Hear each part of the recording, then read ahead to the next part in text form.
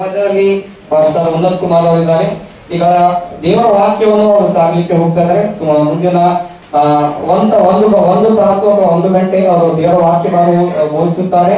ಆದ್ರೆ ದಯವಿಟ್ಟು ಎಲ್ಲರೂ ಸಿದ್ಧ ಮನಸ್ಸಿಂದ ಒಂದು ಶಾಂತ ಸ್ವಭಾವದ ದೇವರ ವಾಕ್ಯವನ್ನು ಕೇಳಬೇಕೆಂದು ಬೇಡಿಕೊಳ್ತೇನೆ.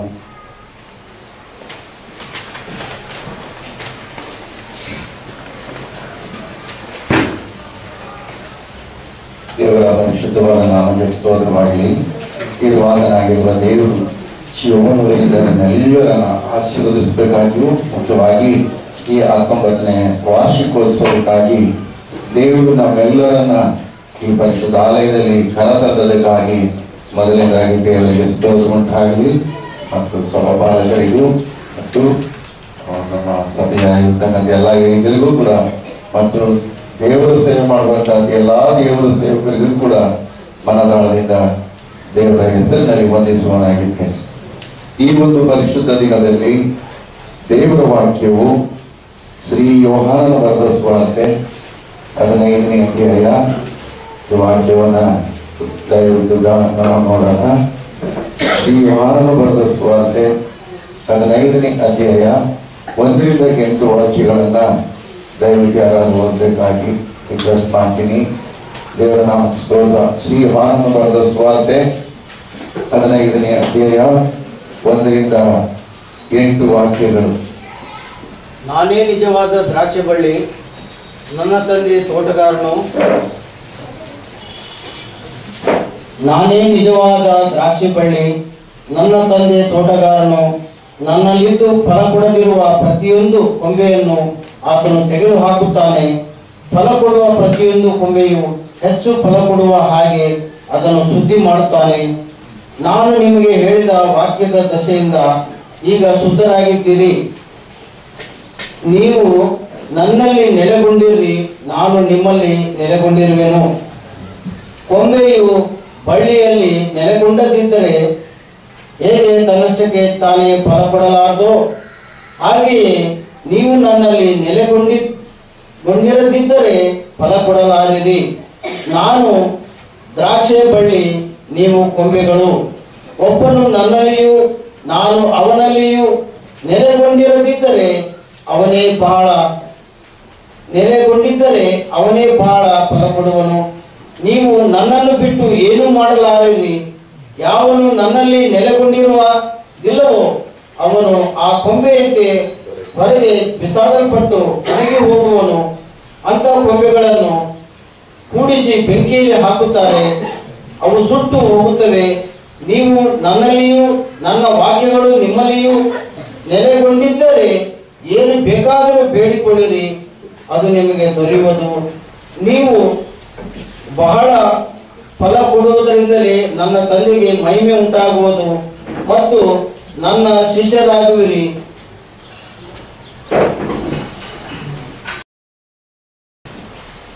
ದೇವರ ಪರಿಶುದ್ಧವಾದ ನಾಮಕ್ಕೆ ಸ್ತೋತ್ರ ಉಂಟಾಗಲಿ. ಇರುವಾತನಾಗಿರುವ ದೇವರ ವಾಕ್ಯಕ್ಕಾಗಿ ಸ್ತೋತ್ರ. ಈ ವಾಕ್ಯದಲ್ಲಿ 7 ಮತ್ತು 8ನೇ ವಾಕ್ಯಗಳನ್ನ ನಾವು ಧ್ಯಾನ ಮಾಡುವ. ನೀವು ನನ್ನಲ್ಲಿಯೂ ನನ್ನ ವಾಕ್ಯಗಳು ನಿಮ್ಮಲ್ಲಿ ನೆಲೆಗೊಂಡಿದ್ದರೆ ಏನು ಬೇಕಾದರೂ ಬೇಡಿಕೊಳ್ಳಿರಿ, ಅದು ನಿಮಗೆ ದೊರೆಯುವುದು. ನೀವು ಬಹಳ ಫಲ ಕೊಡುವುದರಿಂದಲೇ ನನ್ನ ತಂದೆಗೆ ಮಹಿಮೆ ಉಂಟಾಗುವುದು ಮತ್ತು ನನ್ನ ಶಿಷ್ಯರಾಗುವಿರಿ. ಆಮೇಲೆ ಪ್ರಾರ್ಥನೆ ಮಾಡುವ. ಸ್ತುತಿಗೆ ಪಾತ್ರರಾದ ಪ್ರೀತಿಯ ಪರಲೋಕದ ಕನಿಕರವುಳ್ಳ ತಂದೆಯಾದ ದೇವರೇ, ನಿಮ್ಮ ಪರಿಶುದ್ಧವಾದಂತಹ ನಾಮಕ್ಕೆ ಸ್ತೋತ್ರ ಮಹಿಮೆ ಉಂಟಾಗಲಿ ಸ್ವಾಮಿ. ಇಲ್ಲಿ ನಿಮ್ಮ ಪವಿತ್ರವಾದ ಕೃಪೆ, ಅಮೂಲ್ಯವಾದ ನಿಮ್ಮ ಆಶೀರ್ವಾದ, ಶ್ರೇಷ್ಠವಾದ ನಿಮ್ಮ ಮಮಕಾರ ನಮ್ಮಲ್ಲಿದ್ದು ಈ ಮಂದಿರವನ್ನು ಕಟ್ಟಿದ ದಿನದಿಂದ ಇಲ್ಲಿವರೆಗೂ 19 ವರ್ಷಗಳನ್ನ ನಾವು ಕಾಣುವಂತ ಒಂದು ಭಾಗ್ಯ ಕೊಟ್ಟಿದ್ದಕ್ಕಾಗಿ ಸ್ತೋತ್ರ. ಅದು 18 ಪರಿಪೂರ್ಣತೆಯಲ್ಲಿ ನಡೆಸಿ 19ಗೆ ಕಾಲಿಡುವಂತ ಒಂದು ಕೃಪಾ ಭಾಗ್ಯದಲ್ಲಿ ನಮ್ಮನ್ನ ಇಟ್ಟಿದ್ದ ದೇವರಿಗೆ ಸ್ತೋತ್ರ. ಈ ದಿನದಲ್ಲಿ ನೇಮಕವಾದಂತ ಈ ಅಮೂಲ್ಯದ ವಾಕ್ಯಕ್ಕಾಗಿ ಸ್ತೋತ್ರವಾಗಲಿ ಸ್ವಾಮಿ. ಅಲ್ಪನಾದ ನಾನು ವಾಕ್ಯವನ್ನು ಓದಿ ನಿಂತಿದ್ದೇನೆ ಅಷ್ಟೇ, ನೀವು ಮಾತನಾಡಬೇಕು ಸ್ವಾಮಿ. ಈ ವಾಕ್ಯದಿಂದ ನಿಜ ಭವಿಷ್ಯದಲ್ಲಿ ನಿಮ್ಮ ಶುಭ ಕೃಪೆಗಳಿಂದ ನಮ್ಮನ್ನು ತುಂಬಿಸಿ ಕಾಪಾಡಿ, ವಾಕ್ಯಗಳಿಂದ ನಮ್ಮನ್ನು ಉತ್ತೇಜನ ಮಾಡಿ, ವಾಕ್ಯದಿಂದ ನಮ್ಮನ್ನು ಬಲಪಡಿಸಿ ಬದುಕಿರುವ 11 ದಿನಗಳಲ್ಲಿಯೂ ಕೂಡ 18 ವರ್ಷಗಳನ್ನು ಆಲಯವನ್ನು ತುಂಬಿಸಿದಂತೆಯೇ ನಮ್ಮ ಜೀವಿತವ ಕಾಲವು ನಿಮ್ಮ ಕೃಪಾವರಗಳಿಂದ ತುಂಬಿಸಿಕೊಳ್ಳಿ. ಪ್ರಾರ್ಥನೆಯನ್ನು ಕೇಳುವ ದೇವರಿಗೆ ಸ್ತೋತ್ರ ಮಹಿಮೆ ಉಂಟಾಗಲಿ. ಯೇಸು ಪ್ರಭು ನಾಮದಲ್ಲಿ ಬೇಡಿ ಹೊಂದಿದೆ ನಮ್ಮ ಜೀವವುಳ್ಳ ತಂದೆಗೆ. ಆಮೆನ್. ದೇವರ ಪರಿಶುದ್ಧವಾದ ಸ್ತೋತ್ರವಾಗಲಿ. ದೇವರ ವಾಕ್ಯ ಹೇಳಿದ, ನೀವು ನನ್ನಲ್ಲಿಯೂ ನನ್ನ ವಾಕ್ಯಗಳು ನಿಮ್ಮಲ್ಲಿಯೂ. ಎಷ್ಟು ಚೆನ್ನಾಗಿದೆ ನೋಡಿ. ನೀವು ನನ್ನಲ್ಲಿಯೂ ನನ್ನ ವಾಕ್ಯಗಳು ನಿಮ್ಮಲ್ಲಿ ನೆಲೆಗೊಂಡಿದ್ರೆ ಅನ್ನುತ್ತಾರೆ. ಯೋಹಾನ ಸುವಾರ್ತೆಯಲ್ಲಿ 14ನೇ ಅಧ್ಯಾಯ 20ನೇ ವಾಕ್ಯ ನೋಡ್ರಿ, ಎಷ್ಟು ಚೆನ್ನಾಗಿ ಹೇಳಿದ್ರಿ. ಯೋಹಾನ ಸುವಾರ್ತೆ 14ನೇ ಅಧ್ಯಾಯ 20ನೇ ವಾಕ್ಯದಲ್ಲಿ ನೋಡ್ರಿ, ಅಲ್ಲಿ ನಾನು ನನ್ನ ತಂದೆಯಲ್ಲಿಯೂ ನೀವು ನನ್ನಲ್ಲಿಯೂ ನಾನು ನಿಮ್ಮಲ್ಲಿ ಇರುವುದನ್ನು ನೀವು ಆ ದಿನದಲ್ಲಿ ತಿಳಿದುಕೊಳ್ಳುವಿರಿ. ದೇವರ ನಾಮ ಸ್ತೋತ್ರ. ಎಷ್ಟು ಚೆನ್ನಾಗಿ ಹೇಳ್ತಾರೆ ನೋಡ್ರಿ. ನಾನು ನನ್ನ ತಂದೆಯಲ್ಲಿಯೂ ನೀವು ನನ್ನಲ್ಲಿಯೂ. ಯಾವಾಗ ಇರ್ತೀವಿ? ಸಂದರ್ಭ ಎಂತದ್ದು? ಯಾವಾಗ ಅಂದ್ರೆ ಯಾವಾಗ ದೇವರು ನಮ್ಮನ್ನ ಅಂಗೀಕರಿಸಲ್ಲ, ಅಂಗೀಕರಿಸ್ತಾರೆ. ಆದರೆ ನಮ್ಮನ್ನ ನಾವು ತಗ್ಗಿಸಿಕೊಂಡು ಪ್ರತಿನಿತ್ಯ ಬೆಳಿಗ್ಗೆ ಮತ್ತು ರಾತ್ರಿ ಬೈಬಲ್ ಅಭ್ಯಾಸ ಮಾಡಿ ಓದಿ ಮೊಣಕಾಲಿಟ್ಟು ಯಾವಾಗ ನಾವು ಪ್ರಾರ್ಥನೆ ಮಾಡ್ತೀವಿ ಆವಾಗ ದೇವರ ಹತ್ರ ನಾವು ಹೋಗ್ತೀವಿ. ನಾವು ಯಾವಾಗ ಬೈಬಲ್ ಓದಿ ಪ್ರಾರ್ಥನೆ ಮಾಡಲ್ವೋ ನಾವು ದೇವರ ಹತ್ರ ಹೋಗಲ್ಲ. ನಾನಿದ್ದು ಗಮನಿಸ್ತೀವಿ. ಫ್ಯಾನ್ ಕೆಳಗಡೆ ಕೂತ್ರೆ ತಣ್ಣನೆ ಗಾಳಿ ಬರ್ತದೆ, ಫ್ಯಾನಿಂದ ದೂರ ಹೋದ್ರೆ ಗಾಳಿ ಬೀಸಲ್ಲ, ಬರೋಲ್ಲ. ಅದೇ ಪ್ರಕಾರದಲ್ಲಿ ನಾವು ಯಾವಾಗಲೂ ದೇವರ ಸಮ್ಮುಖದಲ್ಲಿ, ದೇವರ ಸಮಕ್ಷಮದಲ್ಲಿ ನಾವಿದ್ದಾಗ ದೇವರು ನಮ್ಗೆ ಬೇಕಾದದ್ದಲ್ಲ ಅಂತ ನಾವು ಕೊಡ್ತಾರೆ. ನೋಡಿ, ಈ ಲೋಕದಲ್ಲಿ ಎಲ್ಲ ಸಂಪಾದನೆ ಮಾಡ್ಬೋದು, ಏನಲ್ಲ, ಪ್ರಯೋಜನ ಇಲ್ಲ. ನಾವು ದೇವರ ಹತ್ರ ಹೋದಾಗ ಮಾತ್ರ ನಮ್ಗೆ ಉತ್ತೇಜನಗಳು ದೇವರ ಕಡೆಯಿಂದ ನಮ್ಗೆ ಲಭ್ಯವಾಗ್ತವೆ.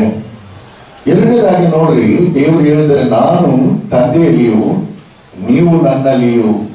ನೀವು ಇರುವುದನ್ನು ಆ ದಿನ ನೋಡ್ತೀವಿ. ಯಾವ ದಿನ? ನಮ್ ಶೋಧನೆ ದಿನ, ನಮ್ಗೆ ಚಿಂತೆ ದಿನ, ದುಃಖದ ದಿನ, ಅನೇಕ ಸಮಸ್ಯೆಗಳ ದಿನದಲ್ಲಿ ನಾವು ದೇವರ ಹತ್ರ ಹೋಗುವಾಗ ಆ ದೇವರ ಪ್ರೀತಿಯನ್ನ ಕಾಣ್ತೀವಿ. ಇದನ್ನ ದೇವರು ಸ್ಪಷ್ಟವಾಗಿ ನಮ್ಗೆ ಹೇಳಿದ್ದಾರೆ ನೋಡಿ. ಯೋಹಾನ ಸುವಾರ್ತೆ 17ನೇ ಅಧ್ಯಾಯದಲ್ಲಿ ದೇವರು 20ರಿಂದ 23 ವಾಕ್ಯಗಳಲ್ಲಿ ಕೂಡ ನಾವು ನೋಡ್ತೀವಿ. ಅಲ್ಲಿ ಯೇಸು ಸ್ವಾಮಿ ಏನ್ ಹೇಳಿದ್ದಾರೆ ಅಂದ್ರೆ, ತಂದೆ ನಾನು ನಿನ್ನಲ್ಲಿ ನೀವು ನಾವು ಒಂದಾಗಿರುವ ಪ್ರಕಾರ ಇವರನ್ನು ಸಹ ಒಂದಾಗಿ ಮಾಡು ಎಂಬುದಾಗಿ ನಮ್ಮ ಪರವಾಗಿ ದೇವರಲ್ಲಿ ಮೊರೆ ಹೇಳ್ತಾನೆ.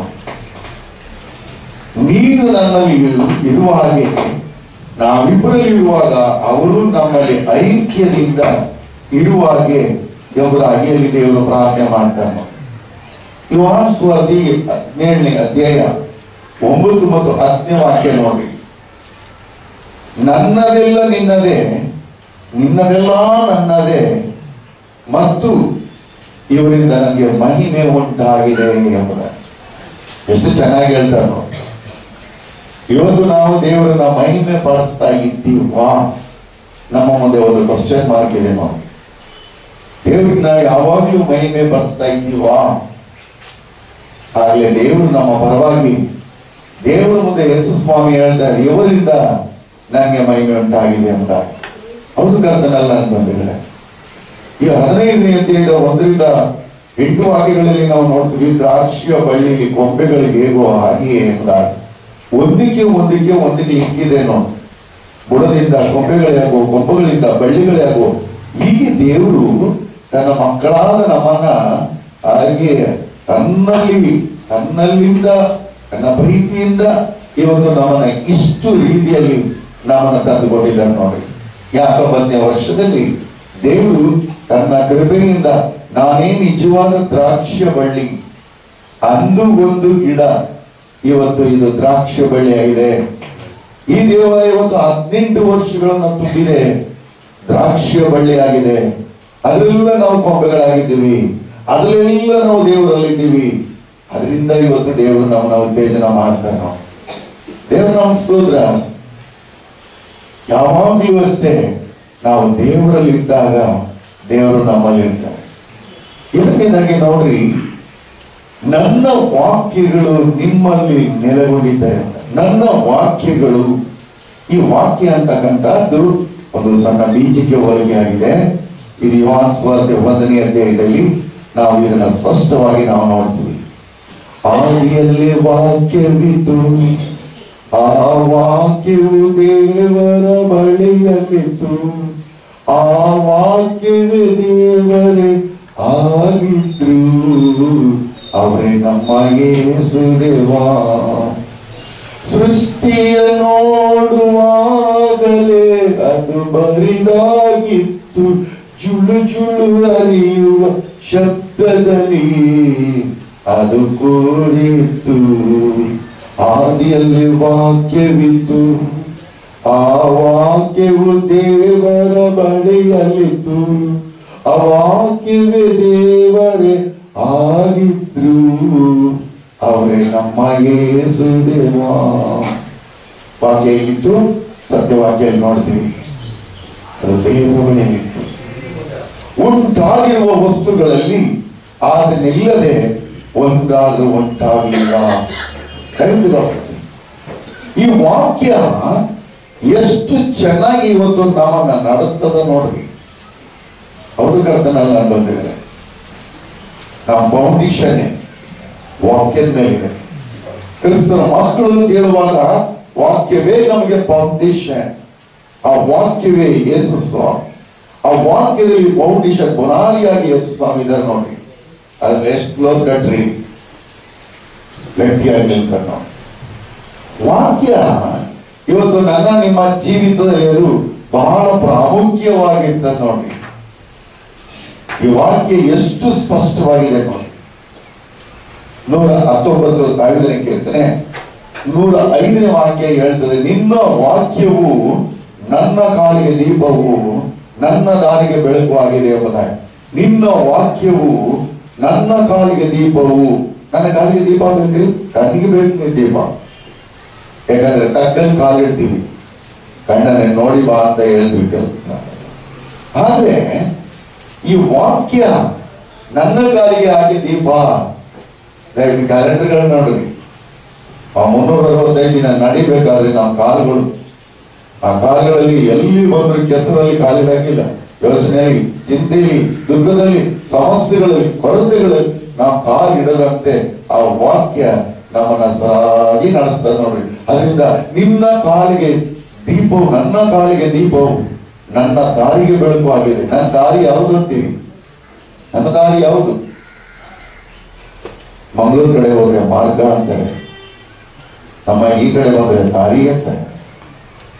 ಕೆಲವು ಸಮಯಗಳಲ್ಲಿ ನೋಡ್ರಿ ಆ ಮಕ್ಕಳು ದಾರಿ ಸರಿ ಇಲ್ಲ ಅಂತೀವಿ.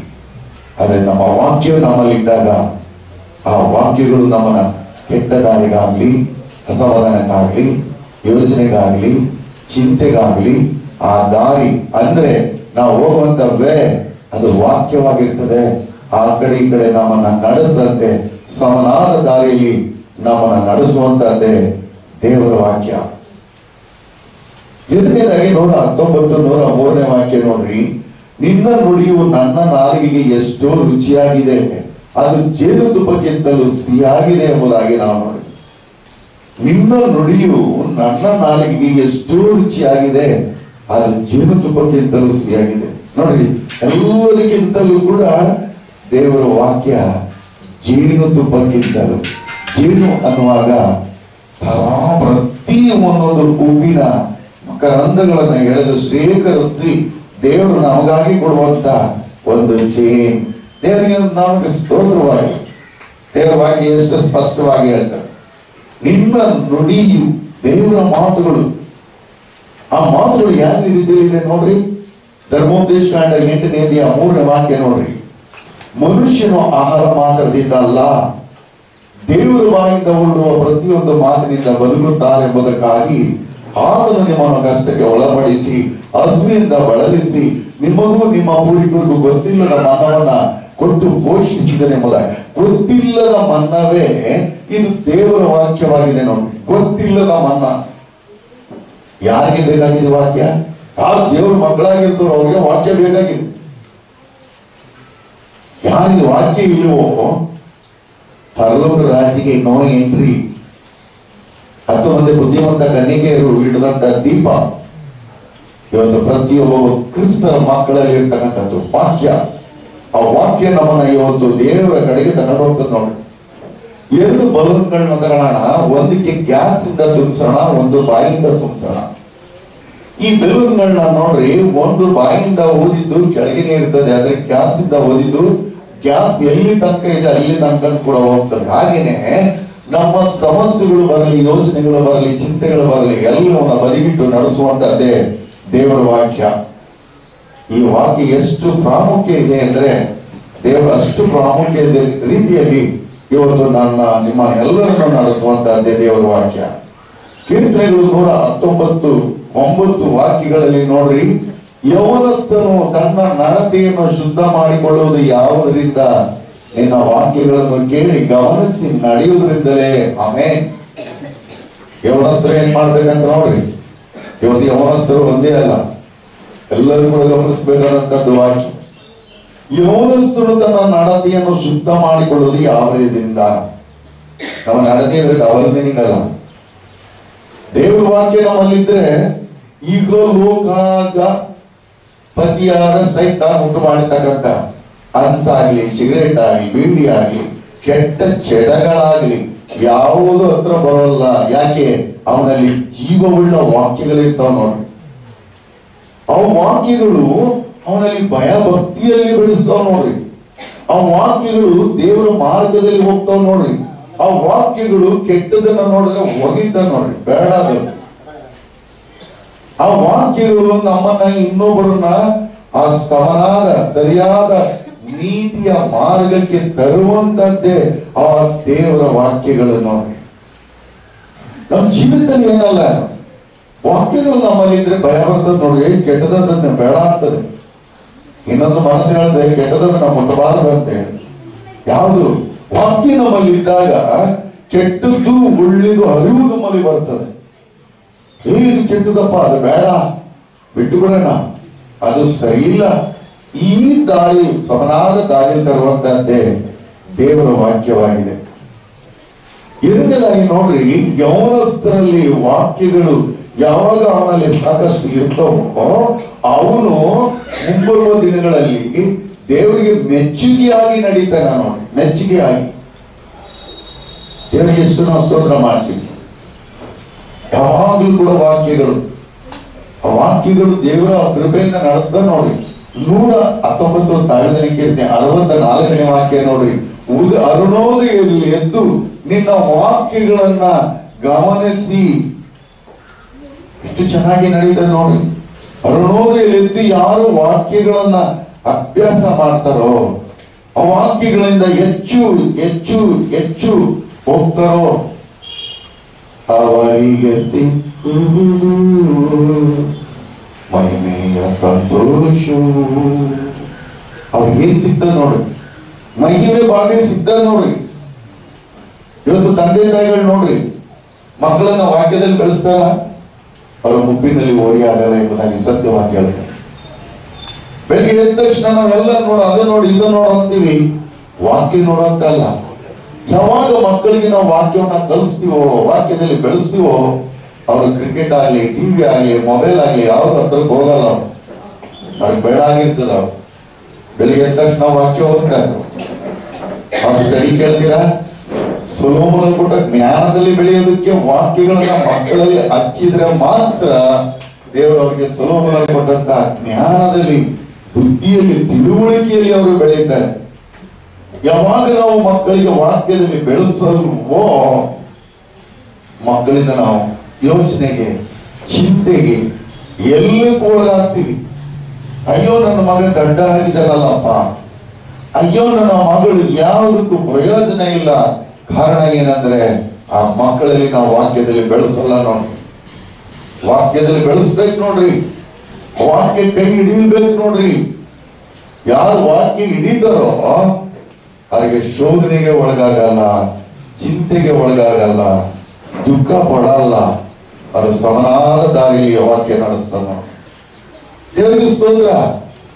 ಈ ವಾಕ್ಯ ಯಾವ ರೀತಿಯಲ್ಲಿ ನಮ್ಮಲ್ಲಿದೆ, ಈ ವಾಕ್ಯವನ್ನ ನಾವು ಯಾವ ರೀತಿಯಲ್ಲಿ ಹೊಂದಿಕೊಂಡಿದ್ದೀವಿ ದಯವಿಟ್ಟು ನೋಡ್ರಿ. ಧರ್ಮೋಪದೇಶ ಕಾಂಡ 30ನೇ ಅಧ್ಯಾಯ ದಯವಿಟ್ಟು ಬನ್ನಿ. 11ನೇ ವಾಕ್ಯದಿಂದ ಓದಿ. ಧರ್ಮೋಪದೇಶ ಕಾಂಡ 30ನೇ ಅಧ್ಯಾಯ ಅಲ್ಲಿ 11ನೇ ವಾಕ್ಯದಲ್ಲಿ ನಾವು ಸ್ಪಷ್ಟವಾಗಿ ನಾವು ನೋಡೋಣ.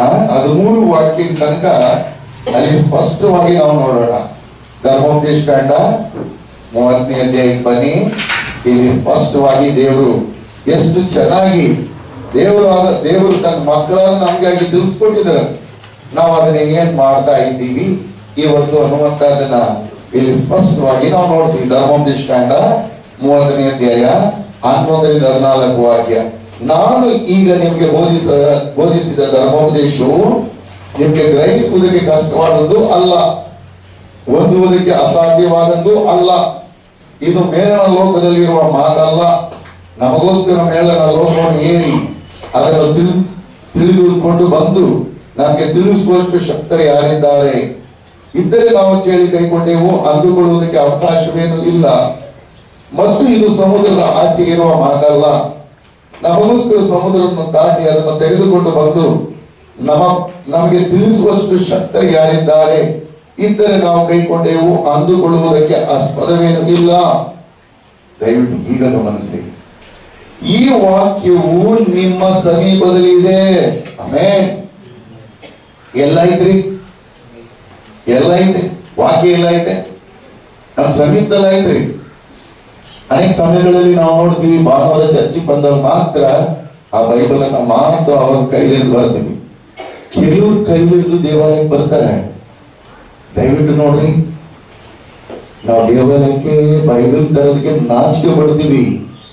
ಜೊತೆಲಿ ಮೊಬೈಲ್ ಇರ್ತದ ನೋಡ್ರಿ, ಮೊಬೈಲ್ ಜೊತೆಲಿ ಇರ್ತದ. ಬೈಬಲ್ ಬಿಟ್ರು ಸರಿ, ಮೊಬೈಲ್ ಬಿಡಲ್ಲ. ಚರ್ಚಿಗೆ ಬರೋ ಮೊಬೈಲ್ ತರ್ತಾರ ನೋಡ್ರಿ. ಯಾರು ಮೆಸೇಜ್ ಮಾಡ್ತಾ ಇದ್ರೆ ಮೆಸೇಜ್ ಬಂತು ಅಂದ ತಕ್ಷಣ ಚರ್ಚಲ್ಲಿ ಕೂತಿದ್ರು ಹೊರಗಡೆ ಹೋಗಿ ಆ ಮೆಸೇಜ್ ಕಾಂಟ್ಯಾಕ್ಟ್ ಮಾಡ್ತಾರ ನೋಡ್ರಿ, ಫೋನ್ ಮಾಡ್ತಾರ ನೋಡ್ರಿ. ಬಂದಿದ್ದೆಲ್ಲಿಗೆ ದೇವಾಲಯಕ್ಕೆ ಬಂದಿರ್ತಾರ ನೋಡ್ರಿ. ದೇವಾಲಯ ಅಂದ್ರೆ ಏನು? ದೇವರೊಟ್ಟಿಗೆ ಮಾತನಾಡುವಂತ ಸ್ಥಳ, ಪ್ರಾರ್ಥನಾ ಸ್ಥಳ, ದೇವರನ್ನ ಕಂಡುಕೊಳ್ಳುವಂತ ಸ್ಥಳ, ದೇವರನ್ನ ನಾವು ಸ್ತುತಿ ಮಾಡುವಂತ ಸ್ಥಳ, ನಮ್ಮ ಕೊರತೆಗಳನ್ನ ನೀಗಿಸುವಂತ ಸ್ಥಳ, ದೇವರ ಪ್ರಸನ್ನತೆ ಇರುವಂತ ಸ್ಥಳ, ದೇವರ ಮಹಿಮೆ ಪಡಿಸುವುದಕ್ಕಾಗಿ ಬರುವಂತ ನಾವುಗಳು ಮನೆಯಲ್ಲಿ ಸತ್ಯವಾಕ್ಯಗಳನ್ನ ಬಿಟ್ಟು ಮೊಬೈಲ್ ನ ತರ್ತೀವಿ ನೋಡ್ರಿ. ದಯವಿಟ್ಟು ಗಮನಿಸ್ರಿ. ನಾವು ಪರಲೋಕಕ್ಕೆ ಹೋಗುವಾಗ ನನ್ನ ಮೊಬೈಲ್ ಬರಲ್ಲ. 1 ವರ್ಷ 2 ವರ್ಷ ವ್ಯಾಲಿಡಿಟಿ ಯಾವಷ್ಟು ಆ ಮೊಬೈಲ್ ಕೆಟ್ಟು ಹೋಗ್ತದೆ. ಆದ್ರೆ ಇವತ್ತು ನಿಮ್ಮನ್ನ ಉತ್ತೇಜನ ಮಾಡುವಂತದ್ದು ದೇವರ ವಾಕ್ಯ.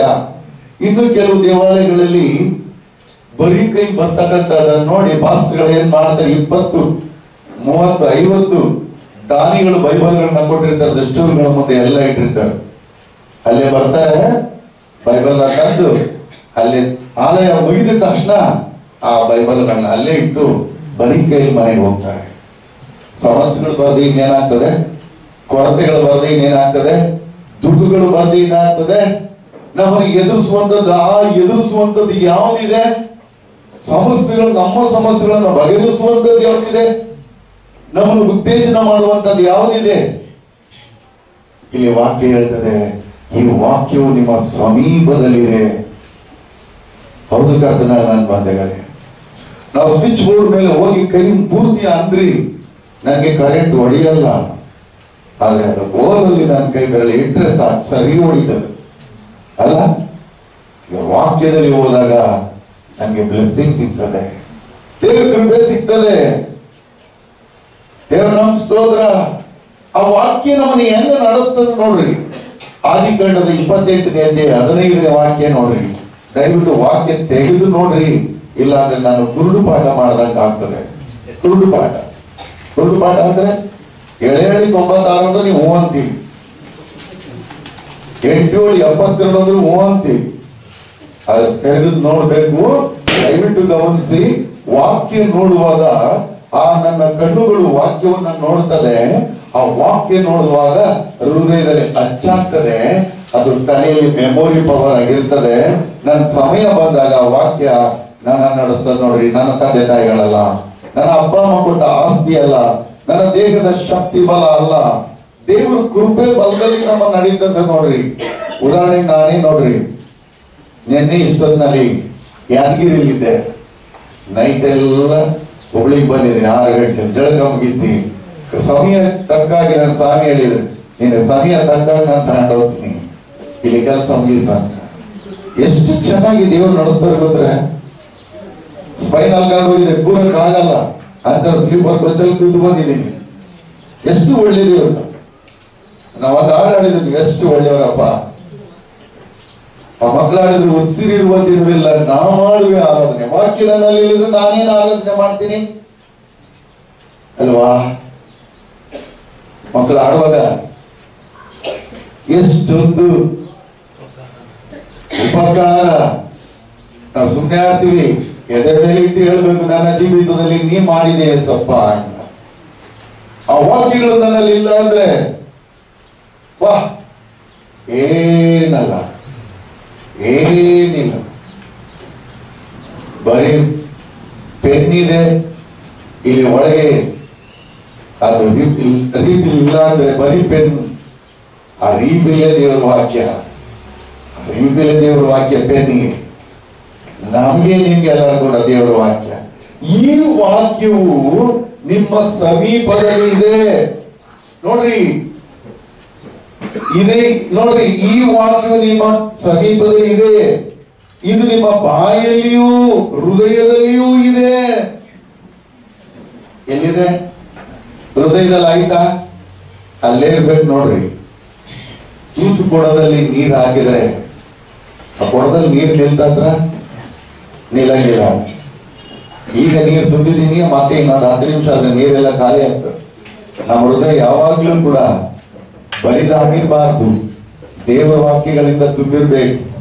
ಆ ದೇವರ ವಾಕ್ಯಗಳನ್ನು ತುಂಬಿರುವುದರಿಂದಲೇ ನಮ್ಮ ಜೀವಿತವು ಕೂಡ ಸುಗಮವಾಗಿ ನಡೀತದೆ ನೋಡಿ. ಇದು ನಿಮ್ಮ ಬಾಯಿಯಲ್ಲಿಯೂ ಹೃದಯದಲ್ಲಿಯೂ ಇದೆ. ಇದನ್ನು ಅನುಸರಿಸುವುದಕ್ಕೆ ಅವಕಾಶ ಉಂಟಷ್ಟೇ. ಇದನ್ನು ಅನುಸರಿಸಲು ಅವಕಾಶ ಉಂಟಷ್ಟೇ. ಅವಕಾಶ ಯಾವಾಗ ತಗೊಳ್ಳೋಣ? ಅಯ್ಯ ಇವಾಗ ಬೇಡಯ್ಯ, ಚಳಿಗಾಲ ಸ್ವಲ್ಪ ಬೇಸಿಗೆ ಬಂದಾಗ ಆ ಬೇಸಿಗೆಯಲ್ಲಿ ತಗೊಳ್ಳೋಣ. ಬೇಸಿಗೆ ಬರ್ತದೆ, ಮಳೆಗಾಲ ಬರ್ತದೆ. ಅಯ್ಯ ಬೇಸಿಗೆ ಬೇಡ, ಮಳೆಗಾಲ ತಗೊಳ್ಳೋಣ. ಅಲ್ಲ,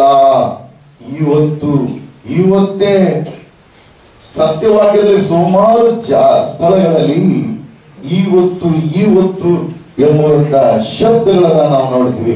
ಆದ್ರೆ ಇವತ್ತು ನನ್ನ ಜೀವಿತ, ಇವತ್ತು ಯೇಸು ಸ್ವಾಮಿಗಾಗಿ ಇವತ್ತು ನನ್ನನ್ನೇ ನಾನು ಸಮರ್ಪಿಸ್ತೀನಿ ಅಂತ ನಾವು ಬಾಳುವುದಾದ್ರೆ ಈ ವಾಕ್ಯಗಳು ನಮ್ಗೆ ಯಾವಾಗ್ಲೂ ಇರ್ತಾವ ನೋಡಿ. ಈ ವಾಕ್ಯಗಳು ಯಾವಾಗ್ಲೂ ಕೂಡ, ಯಾವ ಸಂದರ್ಭದಲ್ಲೂ ಕೂಡ ಸ್ವಾಮಿ ಈ ವಾಕ್ಯದಿಂದ ನಾವು ನಡೆಸ್ಕೊಳ್ತಾರೆ ನೋಡಿ. ದೇವರ ನಮಸ್ಕೋದ್ರ.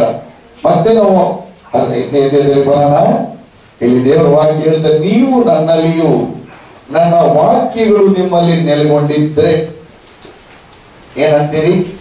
ನೆಲೆಗೊಂಡಿದ್ರೆ ನೀವೇನ್ ಬೇಕಾದ್ರೂ ಬೇಡಿಕೊಳ್ರಿ. ಹೌದು ಕರ್ತನಲ್ಲಿ ನನ್ನ ಬಂಧುಗಳೇ, ಹಳೆ ಒಡಂಬಡಿಕೆ ಮತ್ತು ಹೊಸ ಒಡಂಬಡಿಕೆಯಲ್ಲಿ ನಾವು ನೋಡ್ತೀವಿ, ಯಾವಾಗಲೇ ಆಗಲಿ ಹಳೆ ಒಡಂಬಡಿಕೆಯಲ್ಲೇ ಹೋಗ್ಬಾರ್ದು, ಹೊಸ ಒಡಂಬಡಿಕೆಯಲ್ಲೇ ಇದ್ರೆ ಇಲ್ಲಿ ಇರ್ಬೇಕಿಲ್ಲ ಅಲ್ಲಿ ಇರ್ಬೇಕಲ್ಲ, ಎರಡರಲ್ಲಿಯೂ ಕೂಡ ನಾವು ಉತ್ತೇಜನ ಮಾಡ್ತೀವಿ. ಯಾಕಂದ್ರೆ ಒಂದು ಸೈಕಲ್ ನಾವು ತುಳಿಬೇಕಾದ್ರೆ 2 ಕಾಲುಗಳು ಸಹ ಉಪಯೋಗ ಆಗ್ತವೆ. ಒಬ್ಬ ಈಜುಡಿಯವನು 2 ಕೈಗಳಲ್ಲಿ ಕೂಡ ಈಜುಡಿತಾನೆ, ಅದಲ್ಲ.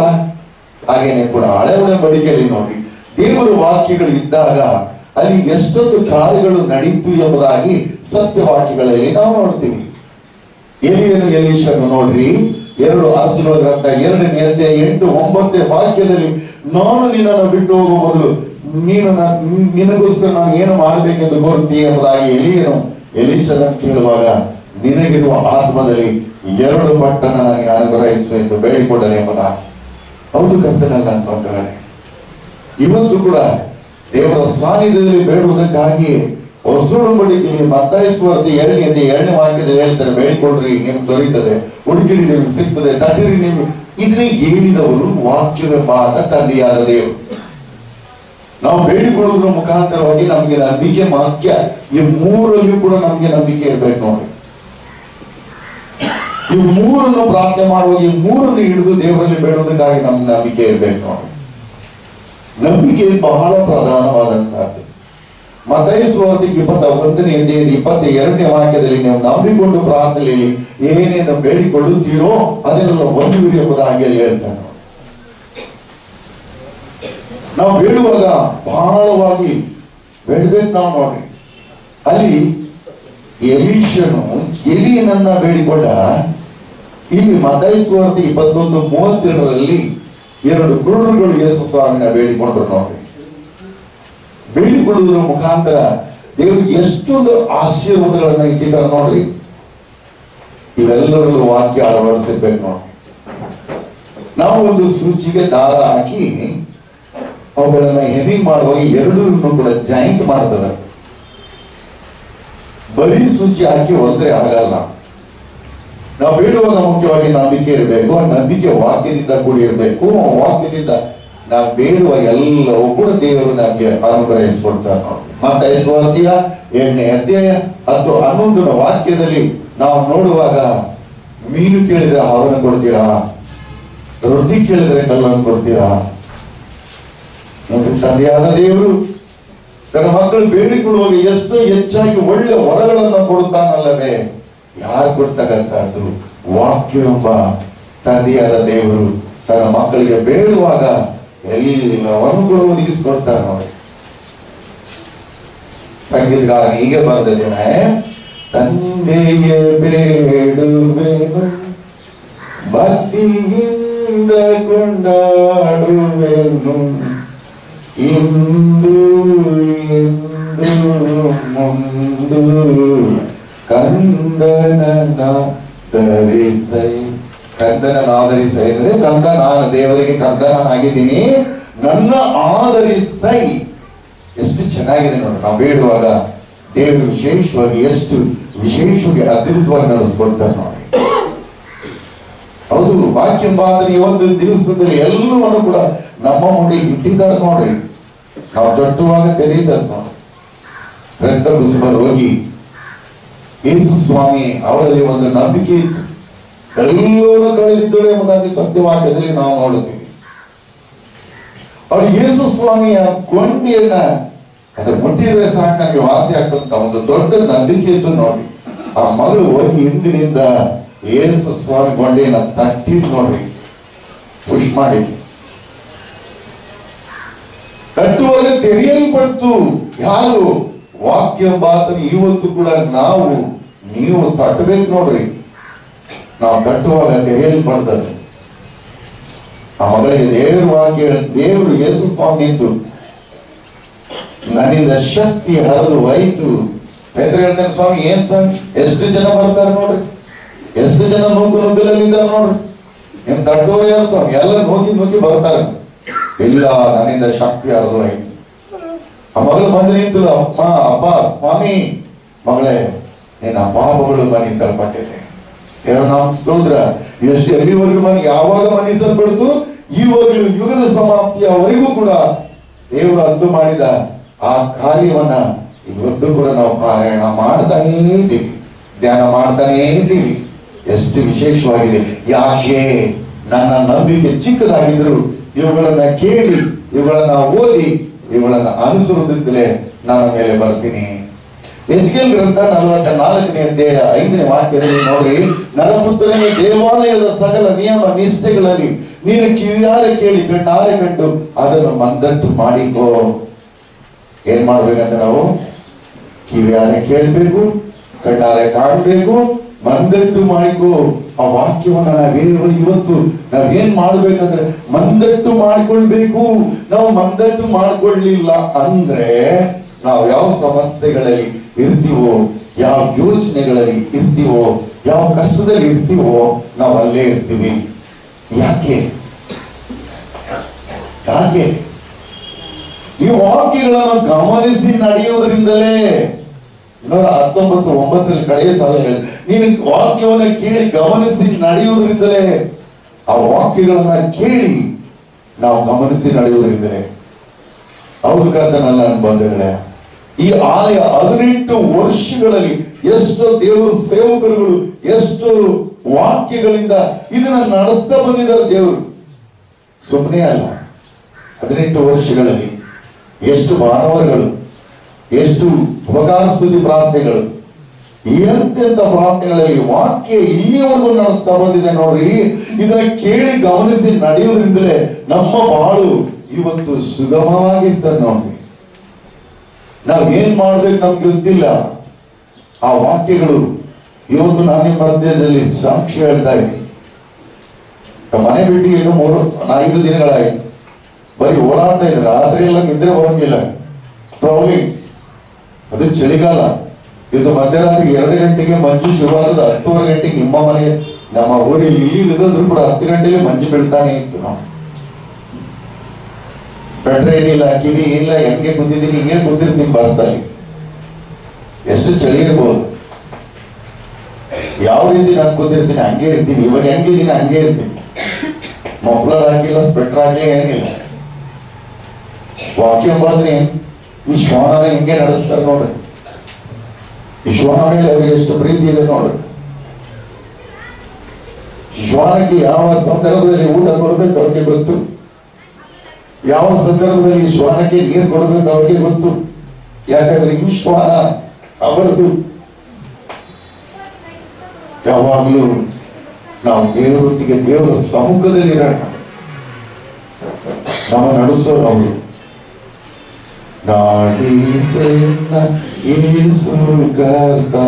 ಲೋಕಾರಣ್ಯ ಯಾತ್ರೆಯೋಳು ನೀನು ಶಕ್ತ ನಾನಶಕ್ತ ಸೇರಿ ಸೈ ಸ್ವಾಹ ಸದುಳ್.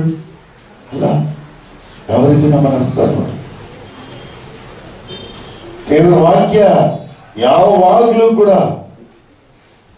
ಹೀಗೆ ಹೇಳ್ತಾರೆ, ಸ್ವಾಮಿ ಏನೇನ್ ಬೇಡ್ತೀರಾ ಅದೆಲ್ಲ ಒಂತೀರಾ, ಎಲ್ಲ ಒಂತೀರಾ.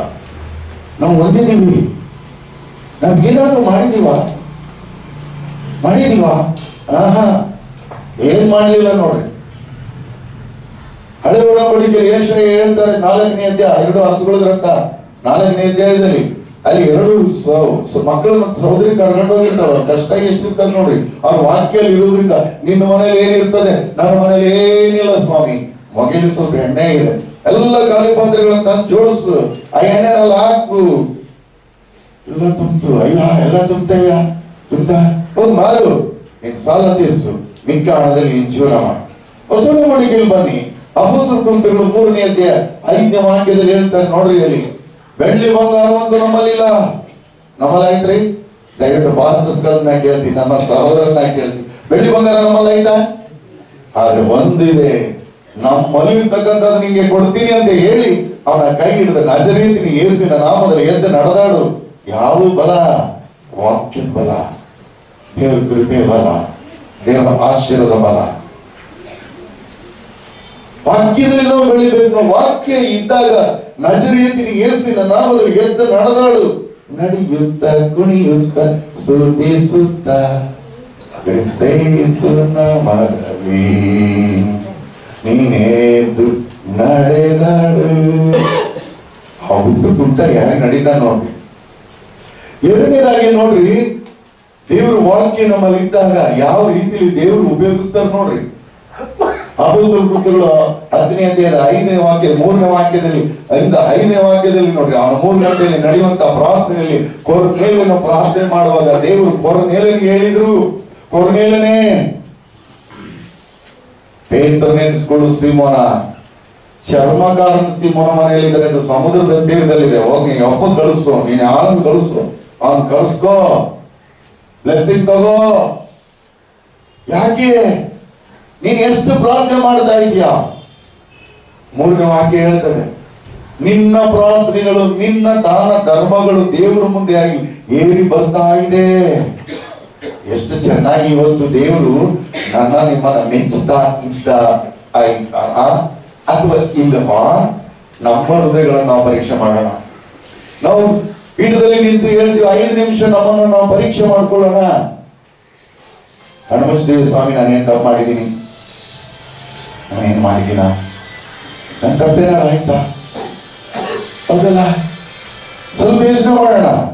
ಕೀರ್ತನೆಗಳ 51ನೇ ಅಧ್ಯಾಯ 1ನೇ ವಾಕ್ಯ, ಪ್ರೀತಿ ಸ್ವರೂಪನಾದ ದೇವರೇ ನನ್ನನ್ನು ಕರುಣಿಸು, ಕರುಣಾನಿಧಿ ನನ್ನ ದ್ರೋಹಗಳ ಅಳಿಸಿಬಿಡು, ನನ್ನ ಪಾಪವನ್ನು ಸಂಪೂರ್ಣವಾಗಿ ತೊಳೆದುಬಿಡು, ನನ್ನ ದೋಷದ ಪರಿಶ್ರಮ ಶುದ್ಧಿಗೊಳಿಸು. ನಾನು ದ್ರೋಹಿ ಎಂದು ನಾನೇ ಒಪ್ಪಿಕೊಂಡಿದ್ದೇನೆ, ನನ್ನ ಪಾಪ ಯಾವಾಗಲೂ ನನ್ನ ಮುಂದೆ ಇದೆ, ಕೇವಲ ನಿನಗೆ ತಪ್ಪು ಮಾಡಿದ್ದೇನೆ. ಯಾವ ತಕ್ಷಣದಲ್ಲೇ ನಮ್ಮನ್ನು ನಾವು ತಗ್ಗಿಸಲ್ಪಟ್ಟವರಾಗಿ ದೇವರಲ್ಲಿ ಪ್ರಾರ್ಥನೆ ಮಾಡುವಾಗ ವಾಕ್ಯವಾದ ತಂದೆ ಆವಾಗಲೇ ನಮ್ಮನ್ನ ಬಿಲ್ ಮಾಡ್ತಾರೆ ನೋಡ್ರಿ, ಬಿಲ್ ಮಾಡ್ತಾರೆ ನೋಡ್ರಿ. ಆ ಬಿಲ್ ಮಾಡದಂತೆ ಪೇತ್ರ ಪ್ರಾರ್ಥನೆ ಮಾಡುವಾಗ 3,000ಗಳ ಮಧ್ಯದಲ್ಲಿ ಒಬ್ಬೊಬ್ಬರು ಬೇರೆ ಒಂದೊಂದು ಉರಿಯುವ ನಾಲಿಗೆಗಳು ಯಾವ ರೀತಿ ಇಳಿತೋ ಅಂದಲ್ಲ ಇವತ್ತು ಕೂಡ ಇದೆ, ಆದ್ರೆ ನಾವ್ ಏನ್ ಮಾಡಿದೀವಿ ಅಂದ್ರೆ ಸ್ವಿಚ್ಗಳು ನೋಡ್ರಿ, ಎಷ್ಟು ಯೂಸ್ ಇದೆ ಎಷ್ಟು ಯೂಸ್ ಇಲ್ಲ ಅಂತ ನಾವು ಸ್ವಿಚ್ಗಳಲ್ಲೇ ನೋಡ್ತೀವಿ. ದೇವರು ಪ್ರತಿ ಒಬ್ಬೊಬ್ಬರನ್ನು ಅಂಗೀಸದೆ ಅಂದು ಒಂದು ಪಾವಲಿಗೆ ಬೆಳಿಗ್ಗೆ ಬಂದವನಿಂದ ಸಾಯಂಕಾಲವರೆಗೂ ಒಂದು ಪಾವಲಿ ಕೊಟ್ಟರು, ಸಾಯಂಕಾಲ ಇನ್ನೇನ್ ಕೆಲಸ ಬಿಡುವಾಗ ಒಂದು ಪಾವಲಿ ಕೊಟ್ಟರು. ಆ ಒಂದು ಪಾವಲಿನ ದೇವರ ಕೃಪೆ, ಆ ಒಂದು ಪಾವಲಿನ ದೇವರ ಆಶೀರ್ವಾದ, ಆ ಒಂದು ಪಾವಲಿನ ದೇವರ ವಾಕ್ಯ, ಆ ಒಂದು ಪಾವಲಿನ ದೇವರ ಚಿತ್ತ, ದೇವರ ಕೃಪೆ ಇವತ್ತು ನಾನು ನಿಮ್ಮೆಲ್ಲರಿಗೂ ಕೊಟ್ಟಿದ್ದೆ. ನಾವು ಉಪಯೋಗಿಸ್ತಾ ಇದ್ದೀವಾ? ದಯವಿಟ್ಟು ನನ್ನ ಬಂಧುಗಳಿಗೆ ನಾನು ಹೇಳ್ತಾ ಇದ್ದೀನಿ, ಅವ ದೇವರು ನಮ್ಮನ್ನ ಕರೆದಿದ್ದು, ಮನುಷ್ಯರು ನಮ್ಮನ್ನು ಕರೆಯಲಿಲ್ಲ. ಪೌಲ ಹೇಳ್ತಾರೆ, ಮನುಷ್ಯರು ಯಾರು ನನ್ನನ್ನು ಕರೆಯಲಿಲ್ಲ, ದೇವರು ನನ್ನ ತನ್ನ ಸೇವಕರಿಗೋಸ್ಕರ ನನ್ನ ಕರೆದರು ಎಂಬುದಾಗಿ. ಅಪೊಸ್ತಲ ಕೃತ್ಯಗಳು 9:15 ವಾಕ್ಯದಲ್ಲಿ ಅನನೀಯ ಹೇಳ್ತಾನೆ, ಸ್ವಾಮಿ ಅವನು ನಿನ್ನ ಮಕ್ಕಳಿಗೆ ಹಿಂಸೆ ಮಾಡ್ತಾ ಇದ್ದ, ಕೊಲ್ತಾ ಇದ್ದ, ಗರ್ಭಿಣಿಯರು ಹೊಟ್ಟೆ ಕುಡಿತಾ ಇದ್ದ, ಅಂತವನ್ನ ನೀನು ಕರೀತಾ ಇದೆಯಾ? ಇಲ್ಲ, ಅವನು ನಾನು ಆರಿಸಿಕೊಂಡ ಸಾಧನವಾಗಿದ್ದಾನೆ. ಅರಸುಗಳಿಗೂ ನನ್ನ ರಾಜ್ಯಗಳು ಪ್ರಭುಗಳಿಗೂ ಅವನನ್ನ ಆರಿಸಿಕೊಂಡ ಸಾಧನವಾಗಿದ್ದ. ಮುಂದೆ ಅವನು ಅನುಭವಿಸ್ಬೇಕಂತದ್ದಿದೆ, ಅವನು ಹೋಗ ಆಶೀರ್ವಾದ ಮಾಡ. ಇವತ್ತು ಕೂಡ ದೇವರು ಸೇವಕರಂತ ನಾವಿದ್ದೀವಿ, ವಾಕ್ಯಗಳು ನಮ್ಮಲ್ಲಿದೆ. ಆ ವಾಕ್ಯಗಳಿಂದ ಅನೇಕ ಆತ್ಮಗಳನ್ನ ಕರ್ತನೆಡೆಗೆ ತರುವಂತ ಒಂದು ದೊಡ್ಡ ಒಂದು ಸಾಧನವಾಗಿ ಈ ಲೋಕದಲ್ಲಿ ಸೇವಕರಂತ ಇಟ್ಟಿದ್ದಾರೆ. ಸೇವಕರಂತ ನಾವೇನು ಸಾಧನಾ ಸೇವಕರಲ್ಲ. ಇಬ್ರಿಯ ಪತ್ರಿಕೆ 1:7 ವಾಕ್ಯ ಹೇಳ್ತಾರೆ, ದೇವರು ತನ್ನ ದೂತರುಗಳನ್ನ ಗಾಳಿಗಳನ್ನಾಗಿ ತನ್ನ ಸೇವಕರುಗಳನ್ನ ಅಗ್ನಿ ಜ್ವಾಲೆಯಾಗಿ ಮಾಡಿದ್ದಾರೆ ಎಂಬುದಾಗಿ. 2 ಅರಸುಗಳಂತೆ 2:15 ವಾಕ್ಯದಲ್ಲಿ ಎಲೀಷಾ ಗುಡ್ಡದ ಮೇಲೆ ಹೋಗುವಾಗ ಅಲ್ಲಿ ಒಂದು 5 ಚಿಲ್ಲರೆ ಮಕ್ಕಳುಗಳೆಲ್ಲ ಬಂದು ಅವನನ್ನ ರೇಗಿಸುವಾಗ ಕಾಡಿನಿಂದ ಬಂದ 2 ಹೆಣ್ಣು ಕರಡಿಗಳು ಅವರನ್ನ ಹರಿದು ಬಿಟ್ಟುವೆ ಎಂಬುದಾಗಿ ನೋಡ್ತೀವಿ. ಈ ಲೋಕದಲ್ಲಿ ಎಷ್ಟು ಬೊಂಬಡಿ ಹೊಡಿಲಿ, ಸೇವಕರು ಒಂದು ಪ್ರಾರ್ಥನೆ ಮಾಡಿದ್ರೆ ಬಾಯಿ ಮುಚ್ಚುತ್ತದೆ. ಹೌದು ಕರ್ತನಲ್ಲ ಅನ್ಬಾರ್ದು. ನಮ್ಮಲ್ಲಿ ವಾಕ್ಯ ಇದು, ಒಂದು ಪ್ರಾರ್ಥನೆ ಮಾಡಿ ದೇವರು ಕೇಳ್ತಾರೆ. ಬಹಳ ವರ್ಷಗಳಿಂದ ಟಿವಿಲಿ ನೋಡ್ತಾ ಇದ್ವಿ ನಾವು ಹೆಚ್ಚು ಮನೆ ಎನ್ನುವನ್ನ. ಪ್ರಭುನಲ್ಲಿ ಮಧ್ಯರಾತ್ರಿ ಕೇಳಿದೆ, ಅಪ್ಪ ಈ ಎಲ್ಲಿ ಬರ್ತದಪ್ಪ ಇದು? ಸ್ವಾಮಿ ಹೇಳಿದ್ರೆ ಹುಬ್ಳಿಲಿ ಬಾ, ಇದು ಅಲ್ಲಿಂದ ಚಾಲುವಾಗಿದೆ. ಹುಬ್ಳಿಲಿ ಬಂದಿದ್ದೀವಿ, ಒಂದೊಂದು ಸರ್ಕಲ್ಗಳಲ್ಲಿ ನಿಂತು ಮಧ್ಯಾಹ್ನ ಸುಡ ಬಿಸಿಲಿನಲ್ಲಿ ನಿಂತು ಒಂದೊಂದ್ ಕಡೆ ಪ್ರಾರ್ಥನೆ ಮಾಡಿದ್ದೀವಿ. ಇವಾಗ ಹೆಚ್ಚು ಎನ್ನುವನ್ನೆಲ್ಲ ನಾವು ಕೇಳ್ತೀವ? ಇಲ್ಲ. ಡೆಂಗು ಬಹಳ ಭಯಂಕರ, ಡೆಂಗು ಬಿಳಿ ಪಲ್ಸರ್ಗಳು ಕಮ್ಮಿ ಆಯ್ತಂದ್ರೆ ಸಾಕು ಅವನು ಹೋಗ್ತಾ ಇಲ್ಲ. ಇದೆಲ್ಲಿದೆ?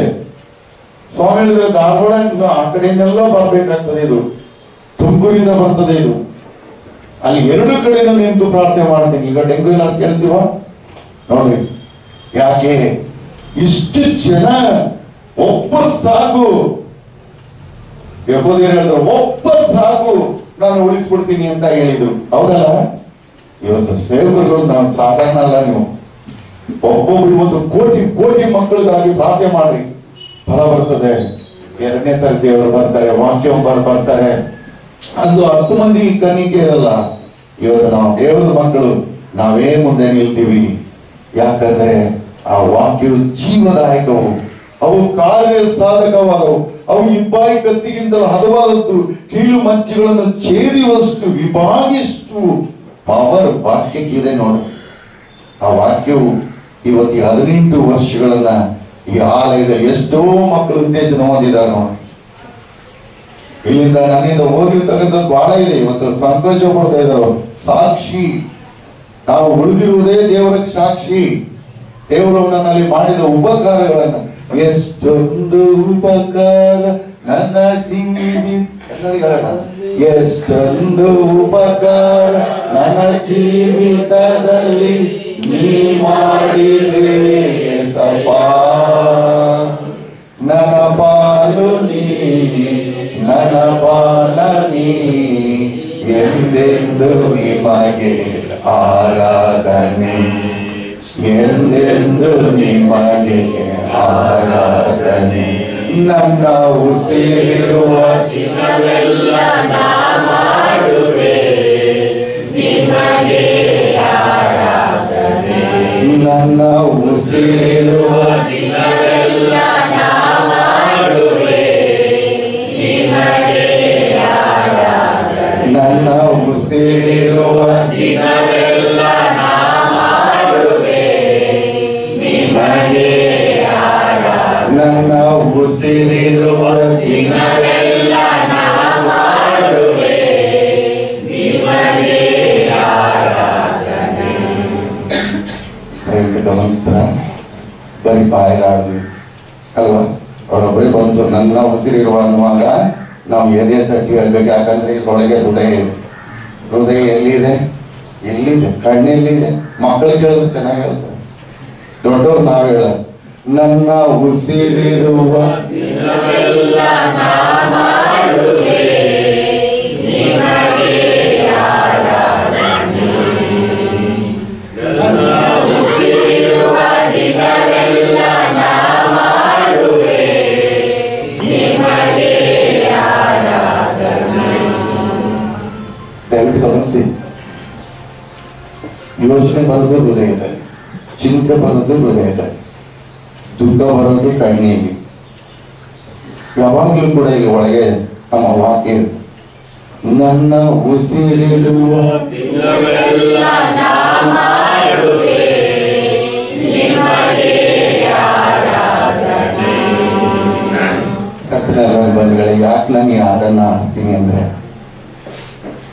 2015ರಲ್ಲಿ ನನ್ನ ಸ್ಪೈನಲ್ ಕಾರ್ಡ್ ಹೋಗಿ 4 ಎಲುಬುಗಳು ಇಷ್ಟಿದ್ದು ಹಿಂಗಾಗಿದೆ, ಈಗಿದ್ದು ಇದಾಗಿದೆ, ಕುತ್ತಿಗೆ ಹೋಗಿದೆ, ರೈಟ್ ಹ್ಯಾಂಡ್ ಹೋಗಿದೆ, ಲೆಫ್ಟ್ ಕಾಲ್ ತೆಗಿಬೇಕಂತ ಇದ್ರು ಅದು ಉಳಿಸ್ಕೊಟ್ಟಿದ್ದಾರೆ. ಬಲಗಾಲು ಕ್ಯಾಪ್ ಸೌದೋಗ್ಬಿಟ್ಟೈತೆ, ನಿಲ್ಬೇಕಾದ್ರೆ ನಾನು ಸರಿಪಡಿಸಿ ನಿಲ್ತಾರೆ. ಯಾವಾಗಲೂ ಕೂಡ ಅಷ್ಟೇ, ನಾನು ಆಡುವಾಗ ಹಿಂಗಿಟ್ಟು ಆಡಿದಾಗ ಈ ಬಾರಿಗಳೆಲ್ಲ ಆಟೋಮೆಟಿಕ್ ಆಗಿ ನನ್ನಿಂದ ಹೋಗ್ತಾನೆ. ನನ್ನ ಉಸಿರಿರುವ ದಿನವೆಲ್ಲ ನಾ ಮಾಡುವೆ ನಿಮಗೆ ಆರಾಧನೆ. ನನ್ನ ಉಸಿರಿರುವ ದಿನವೆಲ್ಲ ನಾ ಮಾಡುವೆ ನಿಮಗೆ ಆರಾಧನೆ. ದೇವರಿಗೆ ಮಹಿಮೆ. ಫಸ್ಟ್ ಒಂದು ಹಾಡು ಆಡುವಾಗ ಇಲ್ಲಿ ಒಂದು ಸಹೋದರ ಬಂದ, ಅಲ್ಲೇಲುಯ್ಯ, ಏನ್ ಚೆನ್ನಾಗಿ ಆಡ್ತ, ಅಲ್ಲೇಲುಯ್ಯ. ಅಲ್ಲೇಲುಯ್ಯ ಅಂದ್ರೆ ಅರ್ಥ ಏನಂತ? ಅಲ್ಲೇಲುಯ್ಯ ಅಂದ್ರೆ ಅರ್ಥ ಹೇಳ್ರಿ, ನಡೀತಾ ಇದೆ ಹೇಳ್ರಿ. ಅಲ್ಲೇಲುಯ್ಯ ಅಂದ್ರೆ ಪ್ರಭುಗೆ ಸ್ತುತಿ ಹೋ. Revelation chapter 19 verses 1 ಪಡೋ. ರೆವಲ್ಯೂಷನ್ ಪ್ರಕಟಣೆಗಳು 19ನೇ ಅಧ್ಯಾಯ 1ನೇ ವಾಕ್ಯ ನೋಡಿ. ಇದಾದ ನಂತರ, ಇದಾದ ಮೇಲೆ ಪರಲೋಕದಿಂದ ಒಂದು ದೊಡ್ಡ ಶಬ್ದವನ್ನು ಕೇಳಿದೆನು. ಅದೇನೆಂದ್ರೆ, ಅಲ್ಲೇಲೂಯ, ಜಯವೂ ಶಕ್ತಿಯು ಪ್ರಭಾವವು ನಮ್ಮ ದೇವರಲ್ಲಿ ಉಂಟು. ಎಲ್ಲಿ ಉಂಟು? ನಮ್ಮ ದೇವರಲ್ಲಿ. ಯಾರು ನಮ್ಮ ದೇವರು? ವಾಕ್ಯೋಪಾತನಾಗಿರುವ ದೇವರು. ಅವರಿಲ್ಲದೆ ಉಂಟಾಗಿರುವ ವಸ್ತುಗಳಲ್ಲಿ ಒಂದಾದ್ರೂ ಉಂಟಾಗಲಿಲ್ಲ. ದೇವರ ನಾಮಕ್ಕೆ ಸ್ತೋತ್ರ. ಇವತ್ತು ಆ ವಾಕ್ಯಗಳು ಅಲ್ಲೇಲೂಯ ಶಬ್ದ ಹೇಳುವಾಗ ಜಯವೂ ಪ್ರಭಾವವು ಶಕ್ತಿಯು ನಮ್ಮ ದೇವರಲ್ಲಿ ಉಂಟು. ಆಮೇನ್. ನೋಡಿ, ದೇವರ ವಾಕ್ಯ, ಆ ವಾಕ್ಯಗಳಿದ್ದಾಗ ಎಷ್ಟು ಕಾರ್ಯಗಳು ನಡೀತವೆ, ಯಾವ ರೀತಿಯಲ್ಲಿ ದೇವರು ನಮ್ಮನ್ನು ಆಶೀರ್ವಾದ ಮಾಡ್ತಾರೆ, ಬಹಳ ಇದೆ. ಮುಂದೆ ನಾವು ನೋಡೋಣ. ಅಲ್ಲಿ ನೀವು ಅಲ್ಲಿ ಎಷ್ಟು ನೋಡ್ರಿ, ಅಲ್ಲಿ ದೇವರ ವಾಕ್ಯ ಹೇಳ್ತಾರೆ ನೋಡ್ರಿ, ನೀವು ಏನು ಬೇಕಾದ್ರೂ ಬೇಡಿಕೊಳ್ಳ್ರಿ, ಅದು ನಿಮ್ಗೆ ದೊರೆಯುವುದು.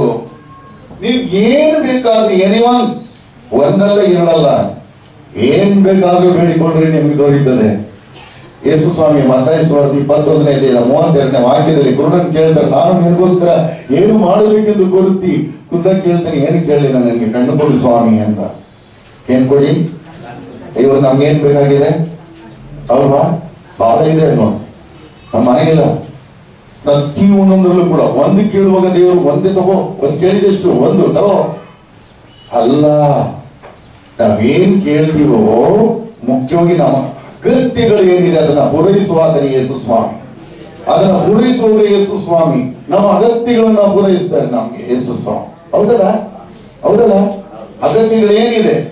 ಅಗತ್ಯಗಳೇನಿದೆ ನೋಡ್ರಿ, ಲೂಕ ಸುವಾರ್ತೆ 5ನೇ ವಾಕ್ಯದಲ್ಲಿ ರಾತ್ರಿ ಎಲ್ಲ ಕಷ್ಟಪಟ್ಟರು ಒಂದು ಮೀನ್ ಸಿಗ್ತಾ, ಅವರ ಅಗತ್ಯ ಏನಿದೆ? ಮೀನಿದೆ. ಯೋಹಾನ ಸುವಾರ್ತೆ 2ನೇ ಅಧ್ಯಾಯದಲ್ಲಿ ಅಲ್ಲಿ ಏನಿದೆ? ಅಗತ್ಯ ಇದೆ, ದ್ರಾಕ್ಷರಸ ತೀರಿದೆ.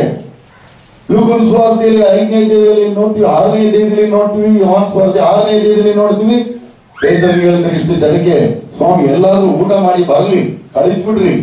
ಯೇಸು ಸ್ವಾಮಿ ಹೇಳಿದ್ರು, ಇವತ್ತು ನೀನೇ ಊಟ ಕೊಡ್ಬೇಕು, ಎಲ್ಲರಿಗೂ ಕೂಡ ಊಟ ಕೊಡ್ಬೇಕು ನೀವು. ಅವರಲ್ಲಿ 5 ರೊಟ್ಟಿ 2 ಮೀನುಗಳು ಒಂದು ಹುಡುಗನ ಹತ್ರ ಐತೆ ಸ್ವಾಮಿ, ಏನಕ್ಕೆ ಆಗ್ತದೆ ಅದು? ಯೇಸು ಸ್ವಾಮಿ ಹೇಳಿದ್ರು, ಅಷ್ಟೇ ಸಾಕು ತಗೊಂಡು ಬಾ. ಇವತ್ತು ನನ್ನ ನಿಮ್ಮ ಹೃದಯಗಳಲ್ಲಿ 2 ಅಕ್ಷರ ದೇವರ ವಾಕ್ಯಗಳಿದ್ದರೆ ಸಾಕು, ನೀವೇನ್ ಬೇಕಾದ್ರೂ ಬೇಡಿಕೊಡ್ರೆ ಅದು ದೊರೆಯುತ್ತದೆ.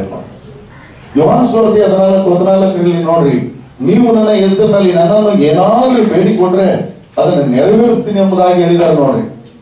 ನೀವು ನನ್ನ ಹೆಸರಿನಲ್ಲಿ ಏನಾದ್ರೂ ಬೇಡಿಕೊಂಡ್ರೆ ಅದನ್ನ ನೆರವೇರಿಸ್ತೀನಿ ಎಂಬುದಾಗಿ ನೋಡ್ರಿ. ದೇವನಾಮ ಸ್ತೋತ್ರ. ಯೋಹಾನ ಸುವಾರ್ತೆ 11ನೇ ಅಧ್ಯಾಯ 40ನೇ ವಾಕ್ಯ ನೋಡ್ರಿ, ನೀನು ನಂಬಿದ್ರೆ ದೇವರ ಮಹಿಮೆಯನ್ನ ಕಾಣ್ತೀಯಾ. ಯೋಹಾನ ಸುವಾರ್ತೆ 11:26-28 ನೋಡ್ರಿ, ನಾನೇ ಪುನರುತ್ಥಾನವು ಜೀವವಾಗಿದ್ದೇನೆ, ನನ್ನ ನಂಬುವನು ಸತ್ರು ಬದುಕ್ತಾನೆ ಮತ್ತು ಬದುಕುತ್ತಾನೆ, ನಮ್ಮನ್ನು ಎಂದಿಗೂ ಸಾಯುವುದಿಲ್ಲ. ಇದನ್ನ ನಂಬ್ತೀಯಾ? ಮಾರ್ಗದಲ್ಲಿ ಹೇಳ್ತಿದ್ದೆ, ನಂಬ್ತೀನಿ ಸ್ವಾಮಿ, ನೀನೆ ಲೋಕಕ್ಕೆ ಬರಬೇಕಾದ ದೇವ ಕುಮಾರನ ಕ್ರಿಸ್ತನ ಎಂಬುದಾಗಿ ನಾನು ನಂಬ್ತೀನಿ ಸ್ವಾಮಿ. ಅದರಿಂದಲೇ ಅವನ ತಮ್ಮ ಬದುಕಿದನು ನೋಡ್ರಿ. ಯೋಹಾನ ಸುವಾರ್ತೆ 11:39 ನೋಡ್ರಿ, ಸ್ವಾಮಿ ಈಗ ಅದು ನಾದಿದೆ, ಅವನು ಸತ್ತು 3 ದಿನ ಆಯ್ತು, ಈಗ ನಾದ ಹುಟ್ಟಿದೆ. ನಾವು ನಂಬುವಾಗ ನಾದ ಹುಟ್ಟಿದೆ, ದೇವರು ಕೇಳಲ್ಲ, ದೇವರಿಗೆ ಅದು ಬೇಕಾಗಿಲ್ಲ. ದೇವರಿಗೆ ಎಷ್ಟು ಚೆನ್ನಾಗಿ ಹೇಳ್ತಾರೆ ನೋಡ್ರಿ, ಪರಲೋಕದ ಕಡೆಗಳೇ ಪ್ರಾರ್ಥನೆ ಮಾಡ್ತಾರೆ, ಸ್ವಾಮಿ ನೀನು ನನ್ನ ಪ್ರಾರ್ಥನೆ ಯಾವಾಗ ಕೇಳ್ತೀಯ ಅಂತ ನನ್ನ ನಂಬಿಕೆ ಇದೆ ಸ್ವಾಮಿ, ಆದ್ರೆ ಇವ್ರಿಗೋಸ್ಕರ ನಾನು ಪ್ರಾರ್ಥನೆ ಮಾಡ್ತೀನಿ. ಲಾಜರನ್ನೇ ಎದ್ಬಾ ಅಂತ ಹೇಳಿದ್ರು ನೋಡ್ರಿ, ಕೊಳುತು ನಾಲ್ಕು ಇರ್ತಕ್ಕಂಥದ್ದು ದೇವರು ಇವತ್ತು ಮಹಿಮೆ ಪಡಿಸುವಾಗ ದೇವರು ಇವತ್ತು ನಮ್ಮನ್ನ ಮಹಿಮೆ ಪಡಿಸ್ತಾನೆ ನೋಡ್ರಿ. ನಾವು ದೇವ್ರನ್ನ ಮಹಿಮೆ ಪಡಿಸ್ತಾ ಇದೀವಾ? ಮಹಿಮೆ ಪಡಿಸ್ತಾ ಇಲ್ಲ ನಾವು. ಮಹಿಮೆ ಪಡಿಸ್ತಾ ಇದೀವಾ? ಪಕ್ಕದಲ್ಲಿ ನಮ್ಮ ಮನೆ ಪಕ್ಕದಲ್ಲಿ ಗುಂಡಿ ಇದ್ರೆ ನೋಡ್ರಿ, ಮಳೆ ಬಂದು ನೀರು ತುಂಬಿದ್ರೆ ಇಡೀ ರಾತ್ರಿಗಳಲ್ಲಿ ಕಪ್ಪೆಗಳು ಒಡ ಅಂತ ಶಬ್ದ ಮಾಡ್ತಾರೆ ಅಲ್ವಾ? ಒಂದು ಟೊಕ್ ಅಂದ್ರೆ ಸಾಕು ಎಲ್ಲ ಶುರು ಆಗ್ತವೆ, ಒಂದು ಡುರ್ ಅಂದ್ರೆ ಸಾಕು ಎಲ್ಲ ಸ್ಟಾಪ್ ಆಗ್ಬಿಡ್ತವೆ. ಹೌದಲ್ಲ? ನಾವು ಬೆಳಿಗ್ಗೆ ಅಂತೀವಿ, ಏನ್ ಗುಂಡಿಗೆ ಮಣ್ಣು ಮುಚ್ಚಿ ಬೇಕಿದ್ನ, ಇದು ನೀರಿನ ಶಬ್ದ ಬರ್ತದೆ ನಮ್ಗೆ. ರಾತ್ರಿ ಎಲ್ಲ ಆ ಕಪ್ಪೆಗಳು ಶಬ್ದ ಕೇಳಲಿಲ್ಲ, ಅವು ದೇವರಿಗೆ ಸ್ತುತಿ ಮಾಡ್ತಾರೆ, ಮಹಿಮೆ ಪಡಿಸ್ತಾ ಇದ್ದಾವೆ ದೇವ್ರಿಗೆ. ಇವತ್ತು ದೇವರಿಗೆ ನಮ್ಗೆ ಅಂದ ಚಂದವಾಗಿ ಇಷ್ಟೊಂದು ಮಾಡಿದ್ರಲ್ಲ ನೋಡ್ರಿ, ನಾವು ದೇವರಿಗೆ ಸ್ತೋತ್ರ ಮಾಡ್ತಿದೀವ? ತಾಯಂದಿರುಗಳ ನಿಮ್ಮ ಮಕ್ಕಳನ್ನ ಕೂರಿಸಿ ಪ್ರಾರ್ಥನೆ ಮಾಡ್ರಿ, ಕುಟುಂಬ ಪ್ರಾರ್ಥನೆ ಮಾಡ್ರಿ, ಬೈಬಲ್ ಓದ್ರಿ, ಬೈಬಲ್ ಮಕ್ಕಳಲ್ಲಿ ಅಭ್ಯಾಸ ಮಾಡ್ರಿ, ಕುಟುಂಬದಲ್ಲಿ ಪ್ರಾರ್ಥನೆ ಮಾಡ್ರಿ. ಆ ಮಕ್ಕಳು ಯಾಕೆ ಸಬ್ಜೆಕ್ಟ್ಗಳಲ್ಲಿ ವೀಕ್ ಆಗ್ತಾರೆ ಆಮೇಲೆ ನನ್ಗೆ ಹೇಳ್ರಿ. ಟ್ರಾಫಿಕ್ ಪೊಲೀಸ್ ಹೇಳ್ತೇನೆ, ಸಂಚಾರ ನಿಯಮ ಪಾಲಿಸ್ರಿ, ಅಪಘಾತದಿಂದ ತಪ್ಪಿಸ್ರಿ ಅಂತ. ನಾನು ಗಾಡ್ ಸರ್ವೆಂಟ್ ಆಗಿ ದೇವರ ಸೇವಕನಾಗಿ ಹೇಳ್ತಿದ್ದೀನಿ, ಪ್ರತಿಯೊಬ್ಬೊಬ್ರು ಸಹ ಬೈಬಲ್ ಓದ್ರಿ. ಈ ಲೋಕದಲ್ಲಿ ಎಲ್ಲರ ಬಾಯಿಗಳನ್ನ ಮುಚ್ಚಿಸುವಷ್ಟು ಬಲ ನಮಗೆ ದೇವರು ಕೊಡ್ತಾರೆ. ಹೌದು, ಬಾಯಿ ಬಿಟ್ಟು ಹೇಳ್ರಿ. 43 ದಾವಿದನ ಕೀರ್ತನೆ 3ನೇ ವಾಕ್ಯ ಹೇಳ್ರಿ, ನಿನ್ನ ಸತ್ಯ ಪ್ರಸನ್ನತೆಗಳನ್ನು ದೂತರನ್ನು ಎಂಬಂತೆ ಕಳಿಸು, ಅವೇ ನಿನ್ನ ಪರಿಶುದ್ಧ ಪರ್ವತಕ್ಕೆ ನನ್ನನ್ನು ಕರೆದುಕೊಂಡು ಹೋಗಿ ನಿನ್ನ ನಿವಾಸಕ್ಕೆ ನನ್ನನ್ನು ಸೇರಿಸಲಿ ಎಂಬುದಾಗಿ ಪ್ರಾರ್ಥನೆ ಮಾಡ್ರಿ. ದೇವರು ಅವಾಗ ನಿಮ್ಮನ್ನ ಬಲಪಡಿಸ್ತಾರೆ ನೋಡ್ರಿ. ದೇವರು ವಿಶೇಷವಾಗಿ ನಿಮ್ಮನ್ನ ನಡೆಸ್ತಾರೆ ನೋಡ್ರಿ. ದೇವರು ಕೃಪೆಯಿಂದ ನಮ್ಮನ್ನ ನಡೆಸ್ತಾರೆ ನೋಡ್ರಿ. ಇವತ್ತು ನಾವು ದೇವರನ್ನ ಮಹಿಮೆ ಪಡಿಸ್ತಾ ಇದೀವ? ಯೋಹಾನ ಸುವಾರ್ತೆ 17ನೇ ಅಧ್ಯಾಯ 1 ಮತ್ತು 2ನೇ ವಾಕ್ಯ ನೋಡ್ರಿ, ತಂದೆ ಇದು ಕಾಲ ಬಂದಿದೆ, ನೀನು ಮಹಿಮೆ ಪಡಿಸು, ನನ್ನನ್ನು ಮಹಿಮೆ ಪಡಿಸು, ಆಗ ನಿನ್ನನ್ನು ನಾನು ಮಹಿಮೆ ಪಡಿಸುವುದಕ್ಕಾಗುವುದು ಎಂಬುದಾಗಿ ಯೋಹಾನ ಸುವಾರ್ತೆ 17ನೇ ಅಧ್ಯಾಯ 1 ಮತ್ತು 2ನೇ ವಾಕ್ಯ ನೋಡ್ರಿ. 5ನೇ ವಾಕ್ಯ ಹೇಳ್ತಾರೆ, ಸ್ವಾಮಿ ಅನಾದಿ ಕಾಲದಲ್ಲಿ ನನ್ನನ್ನು ಮಹಿಮೆ ಪಡಿಸಿದ ಹಾಗೆಯೇ ಈಗಲೂ ನನ್ನನ್ನು ಮಹಿಮೆ ಪಡಿಸು. ಅನಾದಿ ಕಾಲದಲ್ಲಿ ಈ ಭೂಮಿ ಉಂಟಾಗುವಾಗ ದೇವರನ್ನ ಯೇಸು ಸ್ವಾಮಿನ ಮಹಿಮೆ ಪಡಿಸು, ಈಗಲೂ ನನ್ನನ್ನು ಮಹಿಮೆ ಪಡಿಸು. ದೇವರು ಯೇಸು ಸ್ವಾಮಿನ ಮಹಿಮೆ ಪಡಿಸಿದ ಸ್ಥಳ ನೋಡ್ರಿ. ಸ್ನಾನಿಕನಾದ ಯೋಹಾನ ನಂತರ ಯೇಸು ಸ್ವಾಮಿ ಬರ್ತಾರೆ, ದೀಕ್ಷಾಸ್ನಾನ ಮಾಡಿಸಿ ಎಂಬುದಾಗಿ. ಸ್ನಾನಿಕನಾದ ಯೋಹಾನ ಹೇಳ್ತಾನೆ, ನಿನ್ನ ಕಾಲಿನ ಭಾರಗಳನ್ನು, ಕಾಲಿನ ಚಪ್ಪಲಿಯ ಭಾರಗಳನ್ನು ಬಿಚ್ಚುವುದಕ್ಕೂ ನನ್ನ ಯೋಗ್ಯತೆ ಇಲ್ಲ ಎಂಬುದಾಗಿ. ಸದ್ಯ ಅದನ್ನು ತಾಳದು ಒಪ್ಕೋ, ನನಗೆ ದೀಕ್ಷಾಸ್ನಾನ ಮಾಡಿಸಿ. ಯೇಸು ಸ್ವಾಮಿ ದೀಕ್ಷಾಸ್ನಾನ ಮಾಡಿ ಮೇಲೆ ಬರುವಾಗ, ಈತನು ಪ್ರಿಯನಾಗಿರೋ ನನ್ನ ಮಗನು, ಈತನ ಮಾತನ್ನ ಇವತ್ತನ್ನ ಮೆಚ್ಚಿದ್ದೇನೆ, ಈತನ ಮಾತನ್ನ ಕೇಳ್ರಿ ಎಂಬುದಾಗಿ ಆಕಾಶವಾಣಿ ಆಗುವುದನ್ನ ನಾವು ಕೇಳಿದ್ದೀವಿ, ಓದಿದ್ದೇವೆ. ಇವತ್ತು ದೇವರು ನಮ್ಮನ್ನ ಮಹಿಮೆ ಪಡಿಸ್ತಾ ಇದ್ದಾರಾ? ನಾವು ದೇವರನ್ನ ಮಹಿಮೆ ಪಡಿಸ್ತಾ ಇದ್ದೀವಾ? ಹೌದು, ನಾವು ದೇವರನ್ನ ಮಹಿಮೆ ಪಡಿಸ್ಬೇಕು. ನಾವು ಪ್ರತಿನಿತ್ಯದಲ್ಲಿ ದೇವರ ಮಹಿಮೆ ಹೊಂದಬೇಕು, ಆವಾಗ ನಾವು ಸಂತೃಪ್ತಿ ಇರ್ತೀವಿ. ಯಾವಾಗಲೂ ಅಷ್ಟೇ, ನೀ ಮಾಡಿದ ಉಪಕಾರಕ್ಕೆ ದೇವ ಕೋಟಿ ಸ್ತೋತ್ರಗಳು. ಕಷ್ಟದ ದಿನದಲ್ಲಿ ನಿನ್ನ ಕರೆಯುವೆನು, ನೀ ಮಾಡಿದ ಉಪಕಾರಕ್ಕೆ ದೇವ ಸ್ತೋತ್ರ ಸ್ತೋತ್ರಗಳು. ದೇವರು ಎಷ್ಟು ಉಪಕಾರ ಮಾಡಿದ್ದಾರೆ ಗೊತ್ತಾ? ಎಷ್ಟು ಉಪಕಾರ ಅಂದ್ರೆ ಲೆಕ್ಕವಿಲ್ಲದ ಉಪಕಾರ.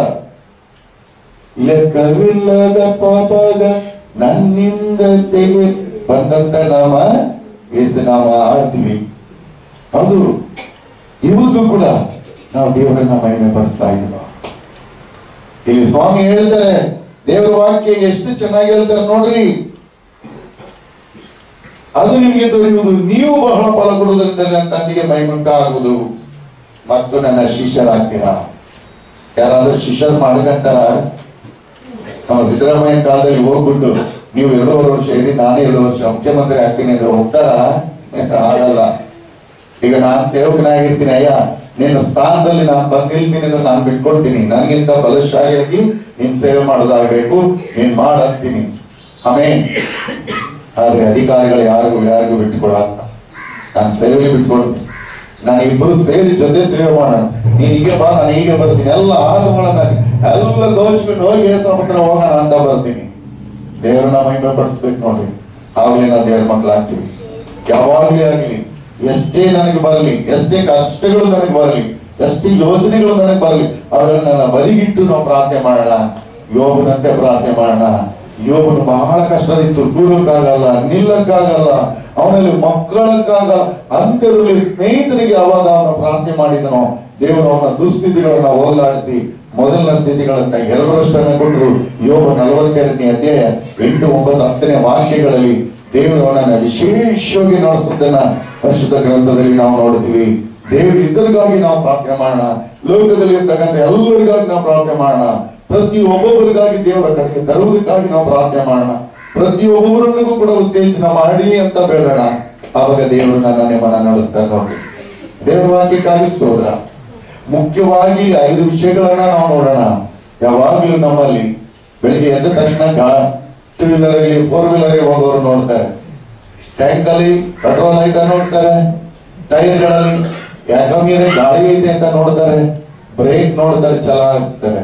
ಹಾಗೆ ನಾವು ತಂದೆ ಮಗ ಪವಿತ್ರಾತ್ಮ ನನ್ನ ಜೀವಿತದಲ್ಲಿ ಅಂತ ಇದ್ದಾರ ಅಥವಾ ಇಲ್ಲವಾ?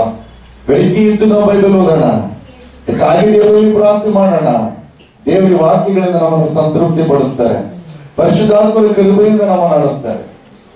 ತನ್ನಲ್ಲಿರ್ತಕ್ಕಂಥ ಮಮತೆಯಿಂದಲೂ ತಾಳ್ಮೆಯಿಂದಲೂ ನಮ್ಮನ್ನ ಪ್ರೀತಿ ಮಾಡ್ತಾರೆ. ನಮ್ಗೆ ಬೇಕಾದ ಎಲ್ಲ ಸುವರ್ದಾನಗಳನ್ನು ಅನುಗ್ರಹಿಸಿಕೊಡ್ತಾರೆ. ವಾಕ್ಯ ಯಾವಾಗ್ಲೂ ಕೂಡ ನಮ್ ಜೊತೆಲಿ ಇರ್ತದೆ, ಆದ್ರೆ ನಮ್ಗೆ ಗೊತ್ತಿಲ್ಲ. ಅದನ್ನ ನಾವು ಅಳವಡಿಸ್ಕೊಂಡಾಗ ಮಾತ್ರ ಅದ್ರಲ್ಲಿ ಜೊತೆಲಿ ಬರ್ತದೆ. ನಾವು ಪ್ರಯಾಣ ಮಾಡುವಾಗ ನೋಡ್ರಿ, ಮಾತಾಡ್ತೀವಿ, ಸ್ವಾರಸ್ಯವಾಗಿ ಮಾತಾಡ್ತಾ ಇರ್ತೀವಿ. ಟವರ್ ಹೋಗ್ತಂದ್ರೆ ಮೊಬೈಲ್ ನಮ್ ಕೈಲಿ ಇರ್ತದೆ, ಟವರ್ ನಮ್ ಕೈಲಿ ಇರಲ್ಲ. ಆದ್ರೆ ನಮ್ ಕೈಲಿ ಇರ್ತಕ್ಕಂಥದ್ದು ದೇವರ ಕೃಪೆ, ದೇವರ ವಾಕ್ಯ ನಮ್ಮಲ್ಲಿರುವುದರಿಂದ ಟವರ್ ಯಾವಾಗ್ಲೂ ಕರ್ತರ ಟವರ್ ನಮ್ಮಲ್ಲಿ ಇರ್ತದೆ. ಮೊಬೈಲ್ ಟವರ್ ಅಂತ ಇರಲ್ಲ, ದೇವರ ಟವರ್ ನಮ್ಮಲ್ಲಿ ಇರ್ತದೆ. ಆ ದೇವ್ರ ಟವರ್ ನಮ್ಮಲ್ಲಿ ಸಿಮ್ ಕಾರ್ಡ್ ಆಗಿರ್ತಕ್ಕಂಥದ್ದೇ ದೇವರ ವಾಕ್ಯ. ಅವರ ಕೃಪೆಯೇ ಟವರ್ ಆಗಿರ್ತಾರೆ ನೋಡ್ರಿ. ನಾವೆಲ್ಲಿ ಹೋದ್ರು ಕೂಡ ಜೊತೆಲಿ ಇರ್ತಾರೆ ನೋಡ್ರಿ. ಆ ವಾಕ್ಯ ನಮ್ಮ ನಡೆಸ್ತಾರೆ ನೋಡ್ರಿ. ಕಡೆಯದಾಗಿ ಆದಿಕಾಂಡದ 15ನೇ ಅಧ್ಯಾಯ 28ನೇ ಅಧ್ಯಾಯ 15ನೇ ವಾಕ್ಯದಲ್ಲಿ, ಇದಲ್ಲದೆ ನಾನು ನಿನ್ನ ಸಂಗಡ ಇದ್ದು ನೀನು ಹೋಗುವ ಎಲ್ಲಾ ಸ್ಥಳಗಳಲ್ಲಿ ನಿನ್ನ ಜೊತೆಲಿ ಇದ್ದು ತಿರುಗಿ ಈ ದೇಶಕ್ಕೆ ಬರಮಾಡುವ ತನಕ ನಾನು ಹೇಳಿದ ಮಾತನ್ನ ನೆರವೇರಿಸದೆ ಬಿಡುವುದಿಲ್ಲ ಅಂತಾನೆ ಎಂಬುದಾಗಿ ಆ ವಾಕ್ಯ ನಮ್ಮನ್ನ ಎಚ್ಚರಿಸ್ತದೆ. ಯಾವಾಗಲೂ ಕೂಡ ಜೊತೆಲಿ ಇರ್ತದೆ. ಲೂಕಾಸ್ ವಾರ್ತೆ 1ನೇ ಅಧ್ಯಾಯ 37ನೇ ವಾಕ್ಯ, ದೇವರ ಬಾಯಿಯಿಂದ ಬರುವ ಯಾವ ಮಾತಾದ್ರೂ ಅದು ನಿಷ್ಫಲವಾಗುವುದಿಲ್ಲ ಎಂಬುದಾಗಿ ನೋಡ್ತೀವಿ. ಅದೇ ವಾಕ್ಯ ಏನು ಇವತ್ತು ನಮ್ಮೆಲ್ಲರಿಗೂ ಹೇಳ್ತಾರೋ ಆ ಒಂದು ಮಾತುಗಳು ಇವತ್ತು ನಿಷ್ಫಲವಾಗುವುದೇ ಇಲ್ಲ. ಅದರಿಂದ ಕರ್ತನಲ್ಲಿ ನನ್ನ ಬಂಧುಗಳೇ, ಈ 18 ವರ್ಷ ತುಂಬಿ 19ನೇ ವರ್ಷಕ್ಕೆ ಕಾಲಿಟ್ಟಂತ ಈ ಮಂದಿರದಲ್ಲಿ ಇವತ್ತು ವಾಕ್ಯ, ಹೌದು, ನಾನಿಲ್ಲಿ 9ನೇ ವರ್ಷ ಆನಿವರ್ಸರಿಗೆ ನಾನು ಬಂದಾಗ ನನ್ನ ಪ್ರೀತಿಯ ಅಣ್ಣಯ್ಯ ನನ್ನ ಅವತ್ತು ಈ ದೇವದಾಸನಾದ ದೇವರ ಶ್ವಾನವ ಮೇಲೆ ಅವ್ರು ಇಟ್ಟಂತದ್ದು ಇವತ್ತು ಏಸಪ್ಪ ಮತ್ತು ತಿಮೋತಿ ನಮ್ಮ ಇದ್ದವರು ಯಾವಾಗಲೂ ಕೂಡ ಇಲ್ಲಿ ಬರುವುದಕ್ಕೆ ನನಗೆ ದೇವರ ಕೃಪೆ. ನನ್ನನ್ನು ಕರೆದುವಾಗ ನನ್ನ ದೇವರಲ್ಲಿ ನಾನು ಯಾವಾಗಲೂ ಕೂಡ ಸಿದ್ಧನಾಗಿ ಬರ್ತೀನಿ. 122 ದಾವಿದನ ಕೀರ್ತನೆ 1ನೇ ವಾಕ್ಯ ಹೀಗೆ ಹೇಳ್ತೇನೆ. ಎಷ್ಟು ಚೆನ್ನಾಗಿದೆ ನೋಡಿ. 122 ದಾವಿದನ ಕೀರ್ತನೆ 1ನೇ ವಾಕ್ಯ, ಯೆಹೋವನ ಮಂದಿರಕ್ಕೆ ಹೋಗೋಣ ಬಾ ಎಂದು ಜನರನ್ನ ನನಗೆ ಕರೆಯುವಾಗ ನನಗೆ ಎಷ್ಟು ಆನಂದವಾಯಿತು ಎಂಬುದಾಗಿ. ಎಷ್ಟು ಆನಂದ!